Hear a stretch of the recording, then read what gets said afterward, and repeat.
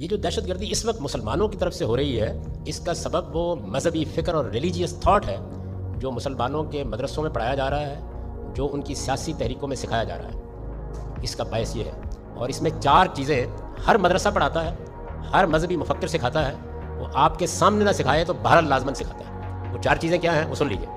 پہلی چیز یہ ہے کہ دنیا میں اگر کہیں شرک ہوگا یا کسی جگہ کفر ہوگا یا ارتداد ہوگا، اپوسٹسی، یعنی کوئی شخص اسلام چھوڑ دے گا، تو اس کی سزا موت ہے، اور یہ سزا ہمیں نافذ کرنے کا حق ہے۔ پہلی بات۔ دوسری بات یہ سکھائی جاتی ہے کہ دنیا میں غیر مسلم صرف محکوم ہونے کے لیے پیدا کیے گئے ہیں، مسلمانوں کے سوا کسی کو دنیا پر حکومت کا حق نہیں ہے۔ غیر مسلموں کی ہر حکومت ایک ناجائز حکومت ہے، جب ہمارے پاس طاقت ہوگی ہم اس کو الٹ دیں۔ تیسری چیز جو ہر جگہ سکھائی جاتی ہے وہ یہ ہے کہ دنیا میں مسلمانوں کی ایک ہی حکومت ہونی چاہیے جس کو خلافت کہتے ہیں۔ یہ الگ الگ حکومتیں، ان کا کوئی جواز نہیں ہے۔ اور چوتھی بات یہ کہ جدید نیشن سٹیٹ، یہ جو قومی ریاست ہے، یہ ایک کفر ہے جس کی اسلام میں کوئی گنجائش نہیں ہے۔ یہ 4 باتیں ہمارے مذہبی فکر کی بنیاد ہیں۔